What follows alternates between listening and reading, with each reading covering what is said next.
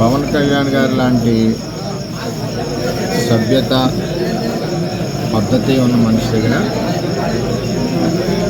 Election చేసినందుకు గర్వంగా ఉన్నాం.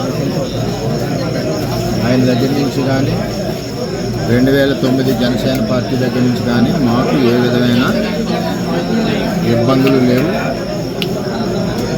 మేము ఎప్పుడు కూడా కలిసికట్టుగా ఒకే కుటుంబంలాగా మనం ఎలక్షన్ చేసాం, అది పనిచేస్తాం. ఏదైతే తెలుగుదేశం పార్టీ నుంచి 5 నెలలు 6 నెలల ముందు వెళ్ళిన 20-25 మంది జనం ఉన్నారో వారిని స్థానిక ఎంపీ వైసీపీ పార్టీ అని చెప్పి పార్టీలో జాయిన్ చేసుకుని ఉండడం జరిగింది. వాళ్ళే ఈ దాడి చేశారు బండిపోయి చేత చాలా అవుతుంటాయి. మేము ఫేస్ చేయగలం, మాకు చేతగా కాదు, చేతగా అర్థంలో కాదు. మేము ఈ దాడి ప్రత్యక్షంగా పోలీసులు ఉన్న చోట జరిగింది, పోలీసులు ఉన్నప్పుడు జరిగింది.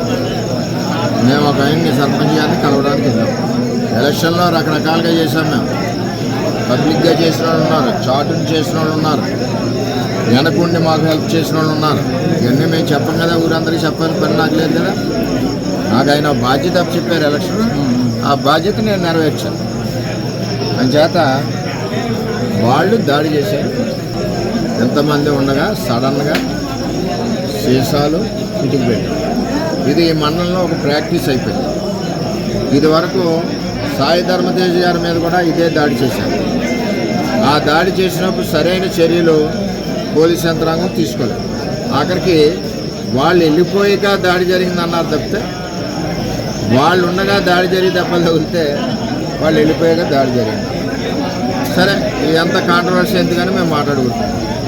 ఇది నన్ను చంపడానికి కుట్ర జరిగింది.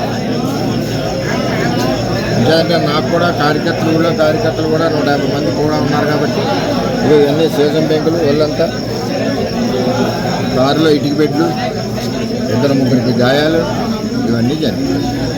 సరే చూద్దాం ఏమవుతాం. ఇవన్నీ ఇటువంటి పిరికి పంద చర్యలకు భయపడేది ఏముండదు.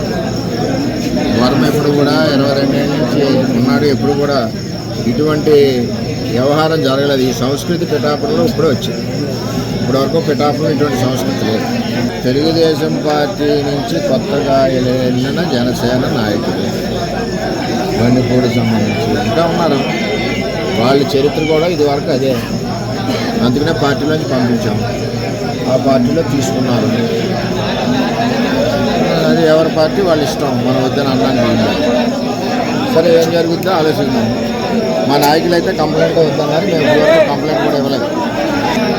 జనసేన నాయకుడికి కానీ 2009 జనసేన తమ్ముళ్ళకి కానీ మాకు కానీ ఏ విధమైన ఇబ్బందులు గొడవలు లేవు. అంతా కుటుంబంలో ఉంది.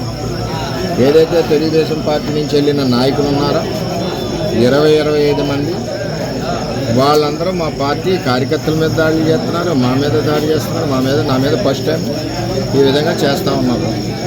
చట్టం ఉంది కదా, చూద్దాం. మా నాయకులు అయితే ఇప్పటివరకు కంప్లైంట్ ఇవ్వలేదు.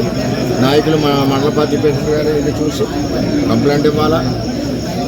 మరి అందరూ కూడా బుద్ధి చెప్పాలన్నా అందరికీ చేతన అవుద్ది కదా. ఏం చేయాలన్నది వాళ్ళు నిర్ణయిస్తారు. ఏమండి, ఎవరు ఎన్ని కుక్కలు మరిగినా నాకేమీ ఇబ్బంది లేదు. నేను ఎవరికీ భయపడి మనిషిని కాదు. 22 ఏళ్ళ నుంచి ప్రజల్లో ఉన్న మనిషిని. నేను ఎవరికి భయపడను. నా మీద ఎంతమంది దాడులు చేసినా చేయనండి, చట్టాలు ఉన్నాయి. ఇది పవన్ కళ్యాణ్ గారికి కానీ నాకు కానీ పవన్ కళ్యాణ్ గారికి కానీ ఆ 2009 బ్యాచ్కి కానీ ఎవరికి ఇది సంబంధం లేదు. నేను ఎవరికి ఫిర్యాదు చేయను కూడా.